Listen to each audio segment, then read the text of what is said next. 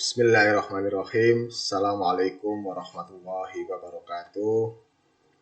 Kembali lagi bersama saya dalam presentasi materi kuliah perpajakan, melanjutkan dari materi yang sebelumnya yang sudah pernah saya sampaikan, yaitu tentang ketentuan umum dan tata cara perpajakan. Maka kita lanjutkan ke bab berikutnya, yaitu tentang konsep pajak penghasilan, yang mana pajak penghasilan ini merupakan bagian dari salah satu jenis pajak yang banyak dikenakan terhadap masyarakat Indonesia dan menjadi salah satu sumber penerimaan negara terbesar, karena pajak penghasilan ini tergolong sebagai pajak pusat. Nah, definisi dari pajak penghasilan itu sendiri apa? Di mana pajak penghasilan sesuai dengan namanya dikenakan terhadap subjek pajak atas penghasilan yang diterima atau diperoleh dalam tahun pajak. Berarti pajak penghasilan ini dikenakan kepada wajib pajak yang memperoleh penghasilan dalam satu tahun pajak. Dan pajak penghasilan ini dapat dikenakan atas bagian tahun pajak jika kewajiban pajak subjektifnya dimulai dari bagian tahun. Nah, dasar hukum dari pajak penghasilan ini yang merupakan bagian dari hukum pajak material, yaitu diatur dalam Undang-Undang Nomor 36 Tahun 2008, sebagaimana merupakan perubahan keempat atas Undang-Undang Nomor 7 Tahun 83 tentang pajak penghasilan, di mana undang-undang itu kemudian didukung dan diperkuat dan juga ditambahkan dengan peraturan di bawahnya yang meliputi ada peraturan pemerintah, keputusan presiden, peraturan dan keputusan yang dikeluarkan oleh Menteri Keuangan berupa PMK dan KMK, adapun juga peraturan, keputusan maupun surat edaran yang dikeluarkan oleh Dirjen Pajak. Karena ini merupakan hukum pajak material, maka sudah bicara secara teknis mengenai subjek dan objek. Nah, kita bicara dulu tentang subjek pajak penghasilan. Dalam pasal 2 ayat 1 disampaikan bahwa subjek pajak penghasilan itu ada 4, yang meliputi yang pertama adalah orang pribadi, yang kedua adalah warisan yang belum terbagi. Jadi ini warisan yang belum ada yang memiliki. Jadi seolah-olah warisan itu menggantikan yang berhak untuk menerima. Sehingga nanti kalau warisan itu sudah terbagi, maka subjek pajaknya ya berpindah kepada yang menerima warisan itu. Kemudian subjek pajak berikutnya adalah badan. Ini saya kira sudah paham. Dan yang keempat, subjek pajak PPh adalah bentuk usaha tetap atau yang biasa dikenal dengan istilah BUT. Nah, ini merupakan subjek pajak yang perlakuan pajaknya disamakan dengan subjek pajak badan. Nanti akan dijelaskan lebih lanjut tentang BUT di slide berikutnya. Nah, subjek pajak PPh ini dibagi dalam dua jenis kategori, yaitu subjek pajak dalam negeri dan subjek pajak luar negeri. Subjek pajak dalam negeri itu siapa saja? Kalau orang pribadi dikatakan sebagai subjek pajak dalam negeri itu jika bertempat tinggal di Indonesia lebih dari 183 hari dalam 12 bulan, atau dalam 1 tahun pajak berada di Indonesia dan mempunyai niat bertempat tinggal di Indonesia. Jadi ini berarti kalau sudah bertempat tinggal di Indonesia lebih dari 6 bulan, maka dikategorikan sebagai subjek pajak dalam negeri. Ya, seperti kita ini kategorinya adalah orang pribadi yang subjek pajaknya dalam negeri kategorinya. Yang kedua adalah badan. Badan dikategorikan sebagai subjek pajak dalam negeri dalam PPh itu apabila badan itu didirikan atau bertempat kedudukan di Indonesia. Kecuali unit tertentu badan pemerintah yang memenuhi kriteria, pembentukannya berdasarkan peraturan perundang-undangan, pembiayaannya bersumber dari APBN atau APBD, penerimanya dimasukkan dalam APBN atau APBD, dan pembukuannya diperiksa oleh aparat pengawasan fungsional negara. Jadi ini kalau BUMN maupun BUMD ini ada pengecualian ya, tidak dikategorikan sebagai wajib pajak badan. Kemudian yang ketiga, subjek pajak dalam negeri adalah warisan yang belum terbagi. Ya, seperti tadi yang saya sampaikan, warisan yang belum terbagi ini statusnya adalah menggantikan yang berhak menerima. Sehingga nanti kalau warisan itu sudah terbagi, maka yang menjadi subjek adalah yang menerima warisan. Terus yang dikategorikan sebagai subjek pajak luar negeri adalah orang pribadi yang tidak bertempat tinggal di Indonesia. Ya berarti berkedudukan di luar negeri atau di Indonesia hanya sekitar kurang dari 6 bulan, atau juga kalau badan itu tidak didirikan di Indonesia atau tidak ada di Indonesia, tetapi menjalankan usaha atau kegiatan melalui BUT di Indonesia.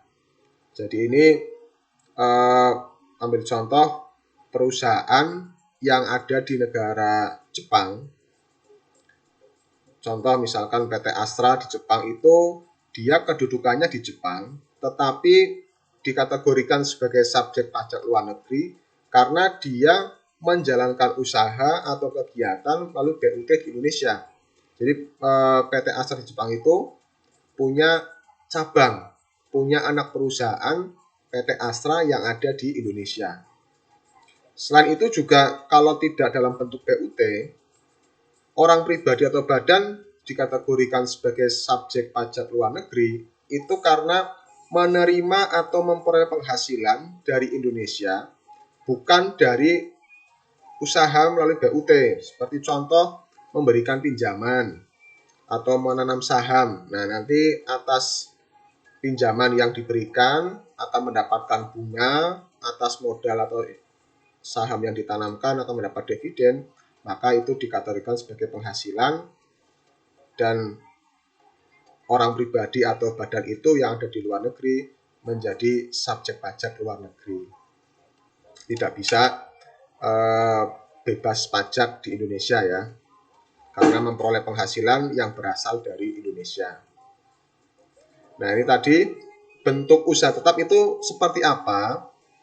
Bentuk usaha tetap ini merupakan bentuk usaha yang dipergunakan oleh orang pribadi maupun badan yang bertindak sebagai subjek pajak luar negeri digunakan untuk menjalankan usaha atau kegiatan di Indonesia.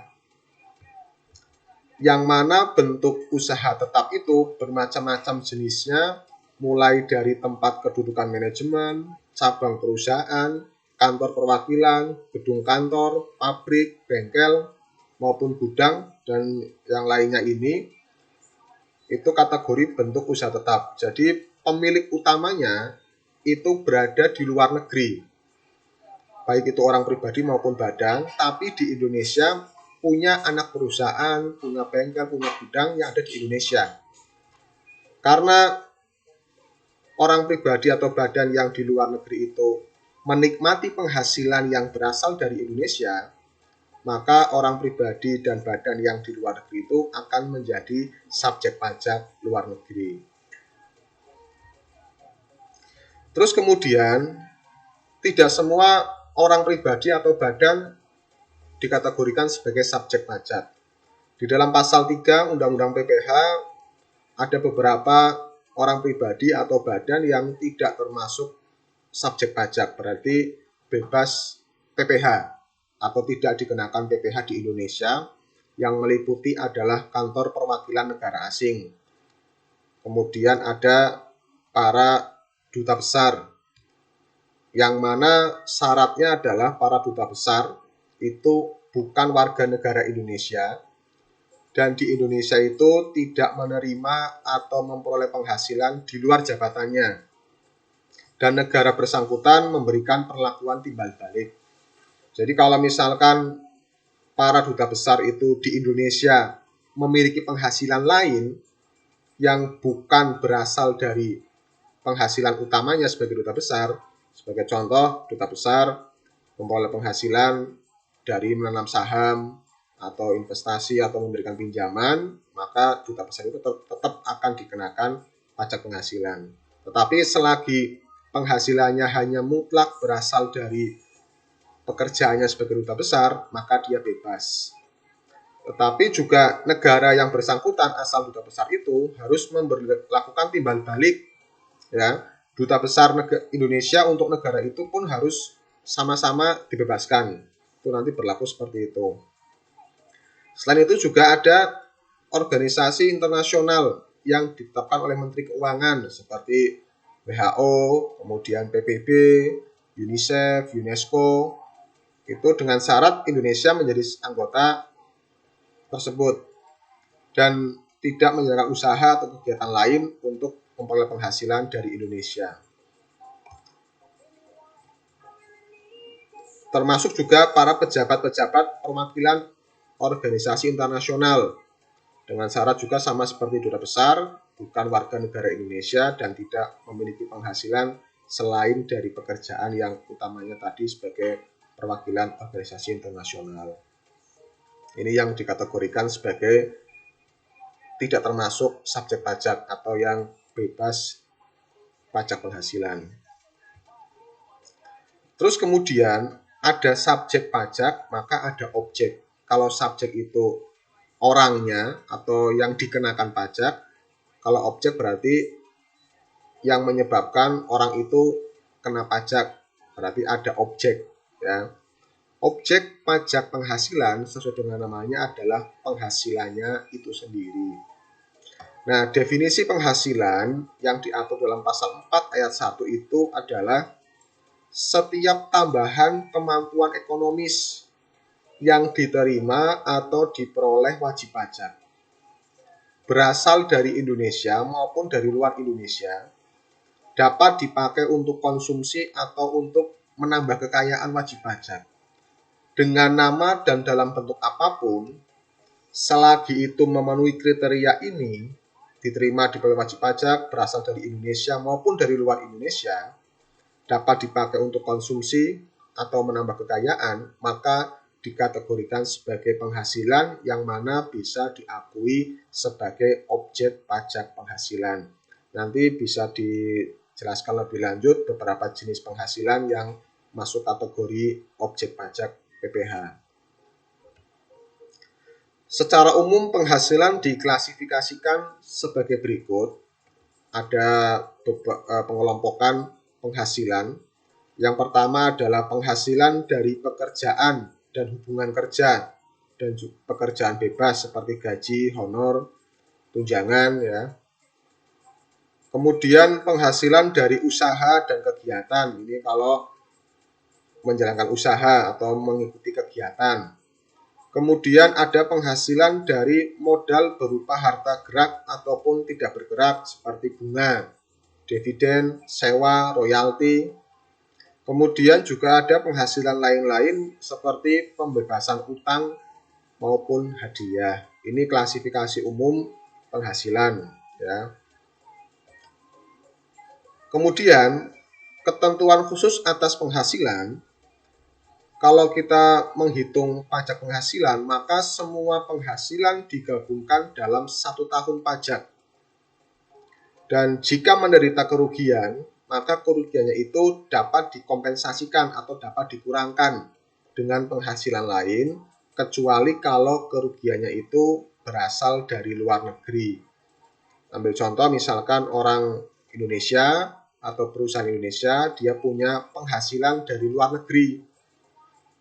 Nanti dari luar negeri itu ternyata rugi, maka kerugian itu tidak boleh dikurangkan atau dikompensasikan dengan penghasilan lain yang dari Indonesia. Terus kemudian untuk penghasilan yang dikenakan PPh final atau yang bersifat final, itu dikecualikan dari objek pajak dan tidak boleh digabungkan. Jadi ini khususon ila rohi untuk penghasilan yang bersifat final atau dikenakan PPh final itu tidak boleh digabungkan dengan penghasilan yang lain karena sudah ada ketentuan tersendiri mengenai penghasilan yang bersifat final. Nah, ini penjelasan lebih lanjut mengenai jenis-jenis objek pajak yang lebih rinci yang dijelaskan dalam pasal 4 ayat 1. Ada penggantian atau imbalan berkenaan dengan pekerjaan seperti gaji, upah, tunjangan, honor ya. Kemudian juga ada hadiah dari undian atau pekerjaan atau kegiatan, laba usaha, terus kemudian juga ada keuntungan karena penjualan atau karena pengalihan harta. Nanti bisa dilihat di buku perpajakan. Kemudian juga ada penerimaan kembali pembayaran pajak, kemudian juga bunga, dividen, royalti, sewa, penerimaan atau perolehan pembayaran berkala, maupun juga keuntungan karena pembebasan utang.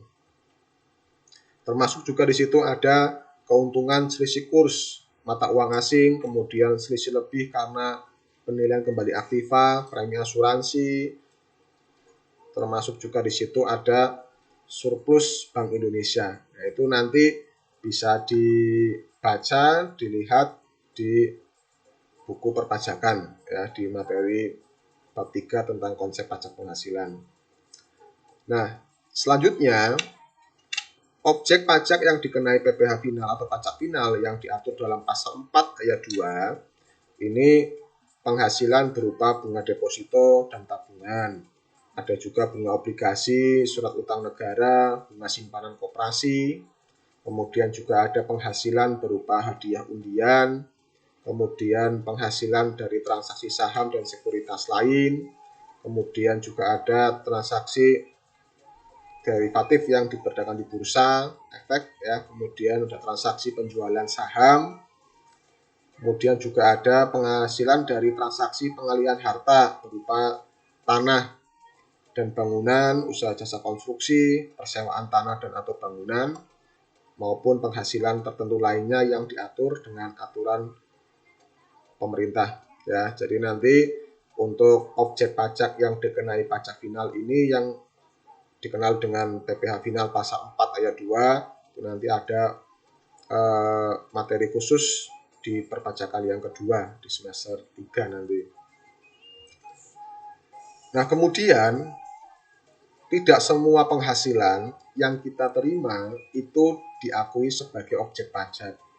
Ada beberapa jenis penghasilan yang dikecualikan sebagai objek pajak, yang mana kalau kita menerima penghasilan itu, maka tidak dikenakan pajak penghasilan. Itu meliputi ada bantuan atau sumbangan, zakat, infak, sedekah ya, kemudian harta hibah yang diterima oleh keluarga saudara, kemudian juga ada warisan, kemudian juga ada harta, termasuk juga setoran tunai, kemudian penggantian imbalan sehubungan dengan pekerjaan atau jasa yang diterima dalam bentuk natura. Nah, nanti natura ini merupakan kenikmatan lain yang diterima, tetapi asalkan diberikan oleh bukan wajib pajak atau wajib pajaknya dikenakan pajak secara final atau wajib pajaknya dengan norma perhitungan khusus, itu nanti natura yang diterima akan dikecualikan sebagai objek pajak. Kemudian juga pembayaran dari perusahaan asuransi ya, sehubungan dengan asuransi kesehatan, asuransi kecelakaan, asuransi jiwa ya. Kemudian juga ada dividen atau bagian laba yang diterima oleh perseroan terbatas sebagai wajib pajak dalam negeri, koperasi, kemudian BUMN, dan di sini kepemilikan sahamnya paling rendah adalah 25% dari jumlah modal yang disetor. Sehingga kalau misalkan menanam sahamnya kurang dari 25%, maka menjadi objek pajak. Sehingga kalau dividen itu dikecualikan sebagai objek pajak, maka saham yang ditanamkan kepemilikannya itu minimal 25% ke atas, berarti 25%, 30%, 40% itu nanti dikecualikan. Tapi kalau di bawah 25% saham yang dimiliki, maka akan dikenakan pajak. Terus kemudian iuran yang diterima oleh dana pensiun, ya. Kemudian juga ada penghasilan dari modal yang ditanamkan oleh dana pensiun, kemudian juga ada bagian laba yang diterima atau diperoleh anggota dari perseroan komanditer, ya. Kemudian penghasilan yang diterima atau diperoleh perusahaan modal ventura. Beasiswa itu juga bebas, kemudian juga bantuan atau santunan yang dibayarkan oleh BPJS itu juga bebas dari pajak penghasilan.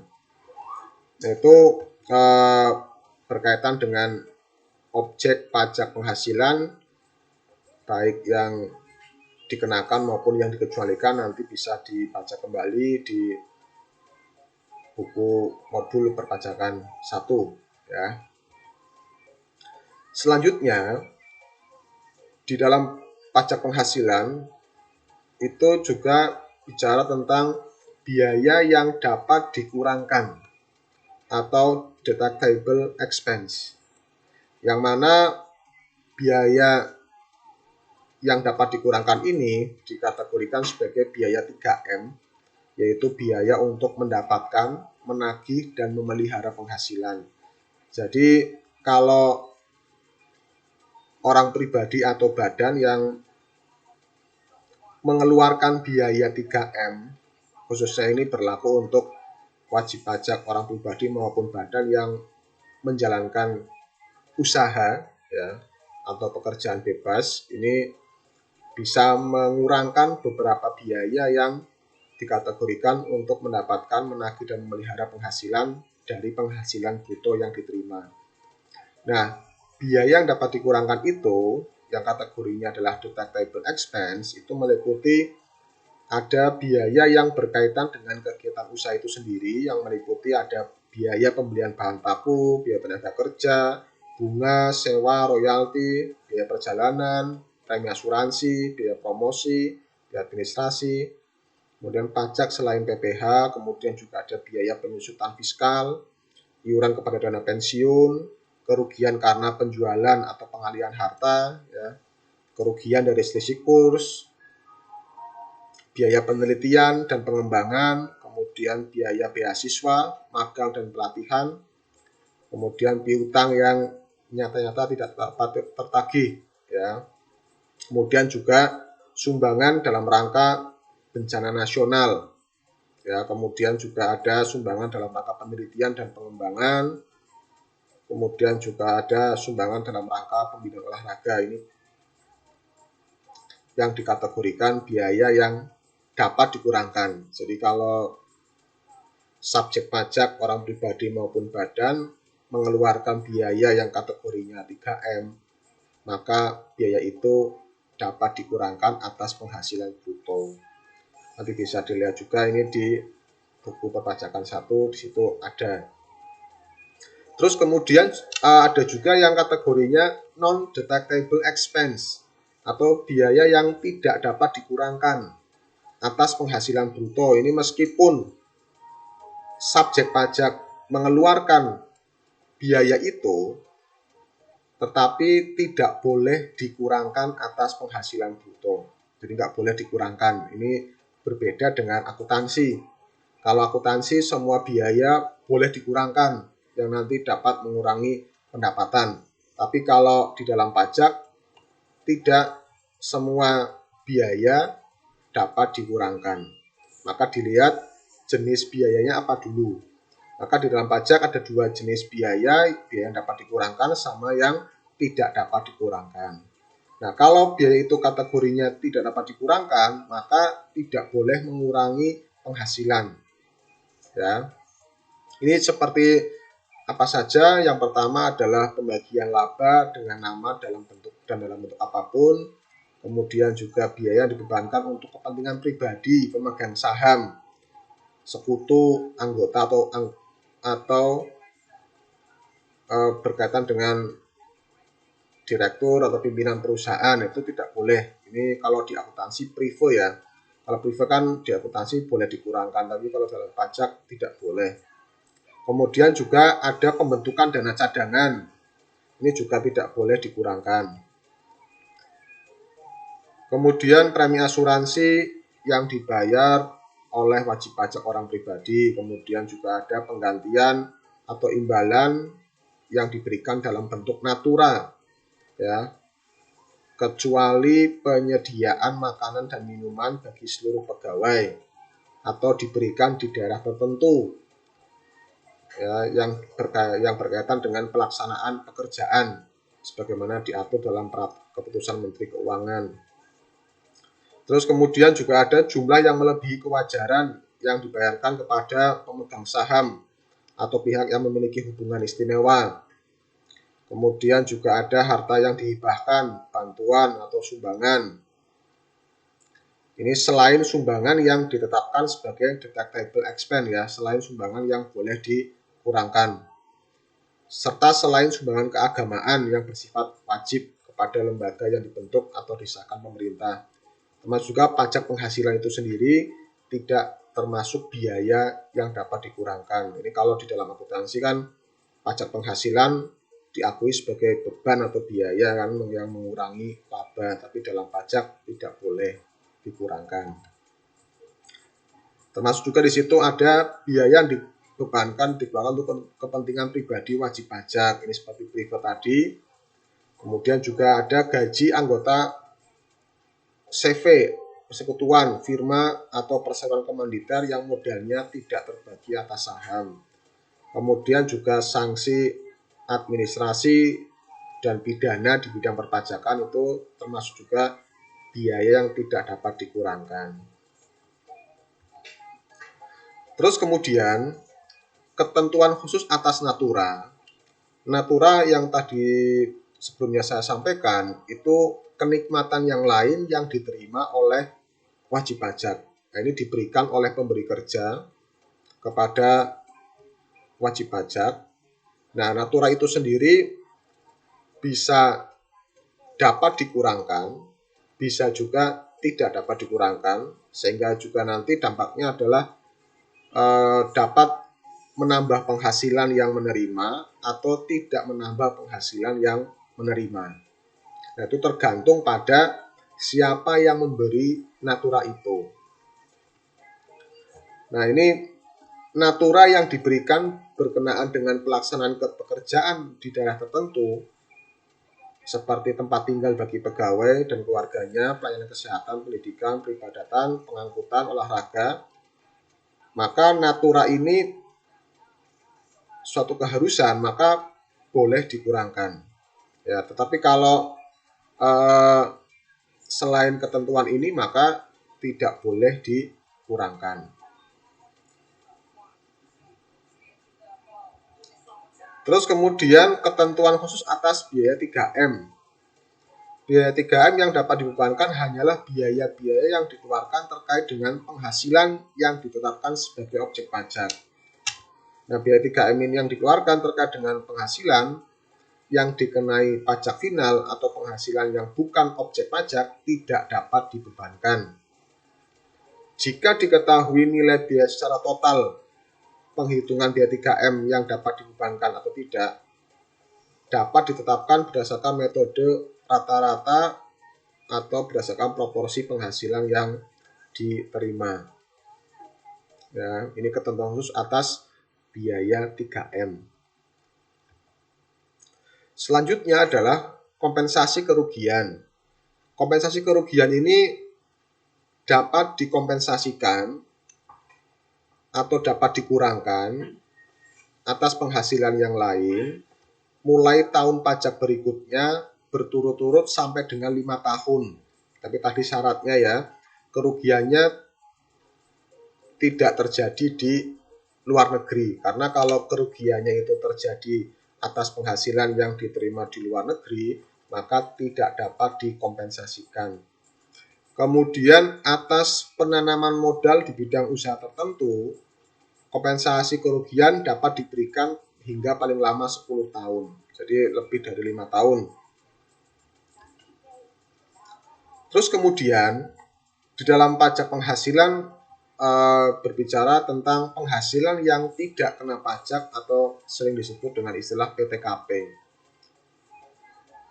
Besarnya PTKP ini selalu mengalami perubahan tergantung pada kondisi dan situasi yang ada, dan untuk PTKP terakhir ini menggunakan Peraturan Menteri Keuangan Nomor 101 Tahun 2016, di mana PTKP-nya adalah ada 4 elemen yang perlu dipahami. Ini PTKP untuk 1 tahun ya, penghasilan dalam 1 tahun. Wajib pajak itu sendiri PTKP-nya 54 juta, kemudian status kawin 4.500.000, kemudian tanggungan per orang maksimal 3 orang tanggungan adalah 4.500.000. Tanggungan ini tidak hanya berlaku untuk anak saja, bisa juga selain anak ya, asalkan benar-benar yang ditanggung orang itu hidupnya ditanggung oleh wajib pajak, itu boleh diakui sebagai tanggungan. Terus kemudian ada ini yang sering dilupakan, PTKP bagi istri yang penghasilan digabung dengan suami. Ini kalau istri punya penghasilan tetapi penghasilannya itu digabung dengan suami, maka nanti ada PTKP bagi istri yang besarnya 54 juta ya. Maka tadi disampaikan juga di sini, tanggungan meliputi anggota keluarga sedarah atau semenda dalam garis keturunan lurus, bisa orang tua, mertua, anak kandung, anak tiri, anak angkat. Yang pasti anggota keluarga itu ditanggung hidupnya oleh wajib pajak, bisa diakui sebagai tanggungan. Maksimal yang penting 3 orang dalam perhitungan PTKP. Selanjutnya adalah perhitungan penghasilan neto. Secara umum, perhitungan penghasilan neto ini subjek pajak atau wajib pajak melakukan pembukuan dan menghitung penghasilan netonya berdasarkan pada hasil pembukuan. Jadi ini nanti dihitung laba bersihnya berapa. Terus kemudian untuk wajib pajak yang memiliki omset peredaran bruto kurang dari 4,8 miliar setahun dan memberikan pemberitahuan kepada Ditjen Pajak di 3 bulan pertama, maka perhitungan penghasilan netonya adalah subjek pajak melakukan pencatatan dan menghitung penghasilan netonya berdasarkan persentase norma perhitungan penghasilan neto. Nanti tergantung pada jenis usaha yang dilakukan oleh subjek pajak, ada persentase normanya. Kemudian untuk wajib pajak yang tidak dapat menghitung penghasilan netonya berdasarkan ketentuan dalam pasal 16 ayat 1 dan 3, maka subjek pajak melakukan pembukuan dan menghitung penghasilan neto berdasarkan pada persentase norma perhitungan khusus ya. Itu untuk mekanisme perhitungan penghasilan neto. Ini nanti akan lebih jelas kalau secara langsung teknis menghitung ya. Terus kemudian untuk penerapan norma perhitungan penghasilan neto yang di luar ketentuan, di mana wajib pajak yang wajib pembukuan atau pencatatan namun tidak bersedia memperlihatkan pencatatan atau bukti pendukungnya, atau juga wajib pajak tidak sepenuhnya menyelenggarakan pembukuan atau pencatatan, maka peredaran brutonya ditentukan berdasarkan cara yang ditetapkan oleh Peraturan Menteri Keuangan, dan penghasilan neto dihitung berdasarkan norma perhitungan penghasilan neto atau NPPN.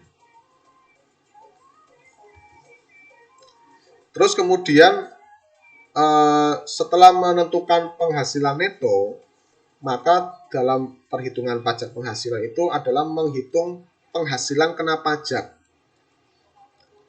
penghasilan kena pajak ini dihitung berdasarkan wajib pajaknya itu sendiri.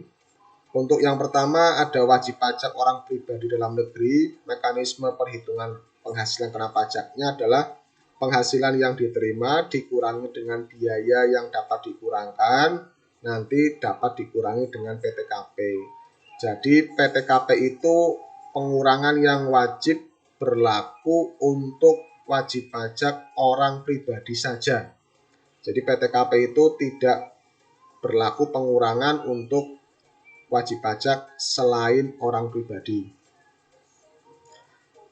Nah, yang kedua, wajib pajak badan dalam negeri serta wajib pajak BUT. Ini mekanisme perhitungan PKP-nya atau penghasilan kena pajaknya adalah penghasilan yang diterima dikurangi dengan biaya yang dapat dikurangkan. Nanti juga dikurangi dengan kompensasi kerugian. Ini kompensasi kerugian sifatnya sunnah, ya, tergantung ada kerugian atau tidak. Jika tidak ada kerugian berarti tidak ada pengurangan kompensasi kerugian, maka nanti yang dikurangkan hanya biaya yang dapat dikurangkan saja.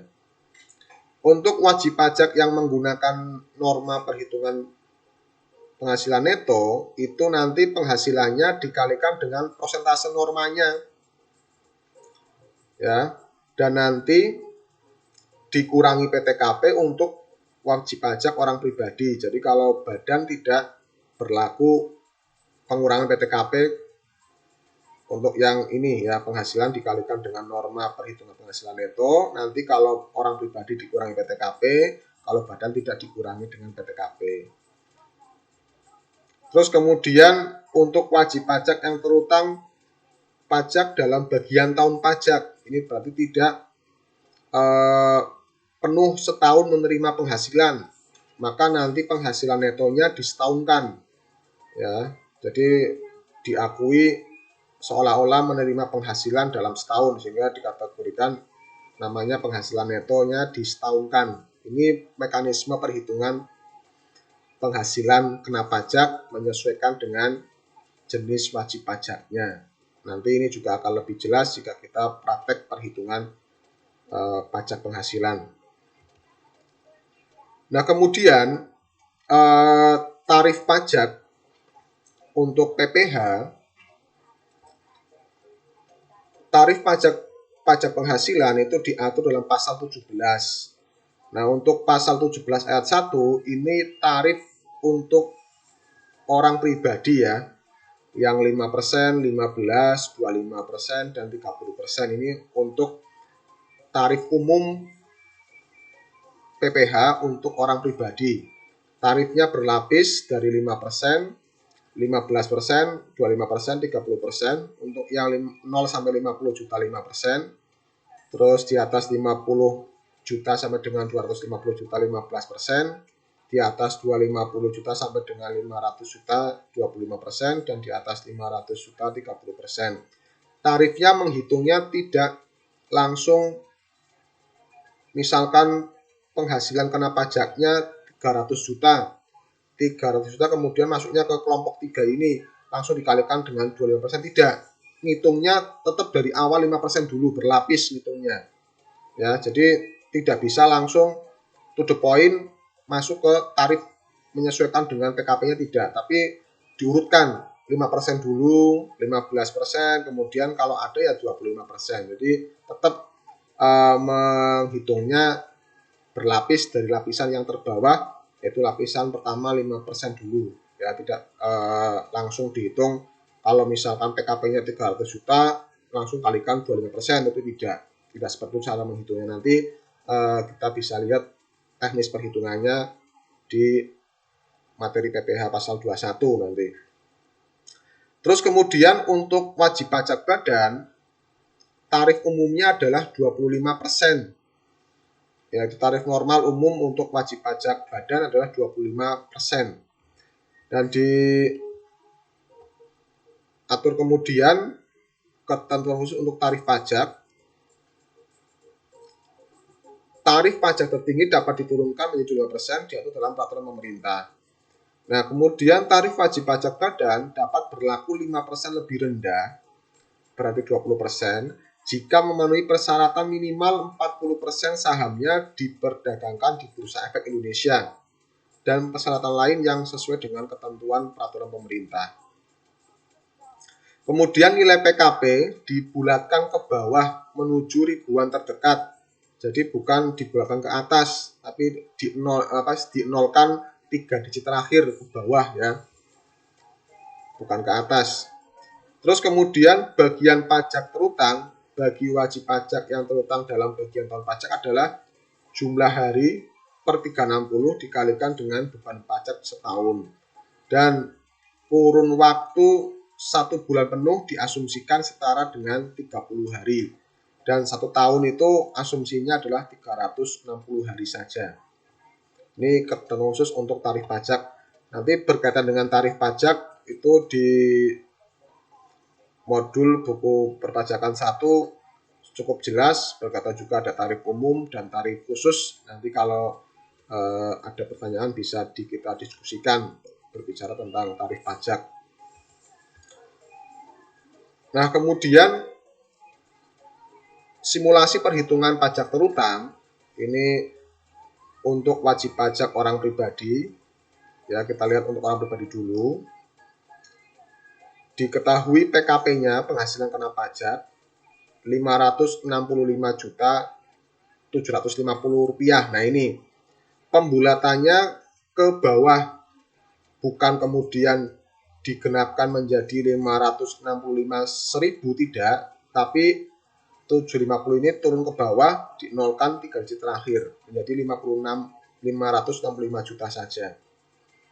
Ya, kemudian dari PKP 565 juta, kemudian dihitung pajak yang terutangnya. Nah, ini kita menggunakan tarif yang tadi. 565 juta itu tidak kemudian langsung menggunakan tarif 30%, tidak. Tapi berlapis. Dimulai dari 5% dulu. Ya, 5% dikali 50 juta dulu, karena batas maksimal 5% kan 50 juta. 0 sampai 50 juta. Maka maksimalnya adalah 5% ya 50 juta. Hasilnya 2.500.000. Kemudian lapis berikutnya 15%. 15% itu kalikan dengan 200 juta. Karena 15% itu di atas 50 juta sampai dengan 250. Di atas 50 juta sampai 250 ini kan intervalnya bukan 250 juta, tapi hanya 200. Ya, 50 sampai 250 kan rentangnya hanya 200 juta. Jangan lihat angka di belakangnya, jangan, tapi lihatlah rentang 50 sampai 250 atau 250 dikurangi 50 juta, itu kan 200, gitu. Itu memudahkan. Ya. Sehingga ini 15% dikalikan dengan 200 juta. Terus turun lagi lapis berikutnya 25%, karena masih sisa 565 juta baru terpakai 250, maka lapis berikutnya ke 25%. 25% juga sama, maksimalnya 250 juta. Dilihat di situ, ini bukan 25%, bukan 500 juta, tapi ini kan mulai dari 250 juta sampai dengan 500. Intervalnya kan hanya 250. Kalau memudahkan berarti 500 juta dikurangi 250, itu maksimalnya untuk 25%. Nah, sehingga totalnya ini 5%, 15, 25 ini 50, 200, 250, total 500 juta.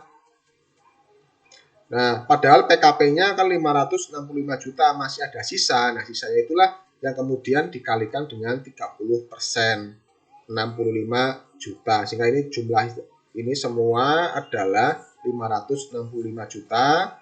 Sehingga nanti total pajak yang terutang adalah penjumlahan dari 2.500.000 ditambah 30 juta ditambah dengan 62.500.000 ditambah juga dengan 19.500.000, 114.500.000. Ini mekanisme perhitungan pajak terutang jika sudah diketahui penghasilan kena pajak untuk orang pribadi. Nah, untuk wajib pajak badan, jika diketahui penghasilan kena pajaknya adalah 2.885.750.500 rupiah. Nah, ini dibuat ke bawah menjadi 2.885.750.000 rupiah ini, maka tarif yang berlaku adalah 25%. Ya, tinggal dikalikan, lebih mudah mengalihkan yang untuk wajib pajak badan karena tarifnya tunggal hanya 25%. Tapi untuk wajib pajak badan ini ada beberapa tarif khusus ya yang tertentu karena ada pengurangan tarif sehubungan dengan omset yang diterima. Itu lebih jelas ada di buku perpajakan 1. Itu ada beberapa tarif untuk wajib pajak badan mulai dari 12,5% jika omsetnya kurang dari 4,8 miliar ya.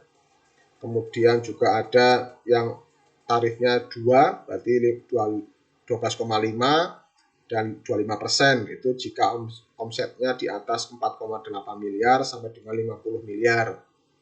Kemudian yang di atas 50 miliar omsetnya itu menggunakan yang 25%. Itu nanti ada di buku perpajakan 1. Itu ada semua, nanti bisa kita diskusikan untuk mengenai tarif badan.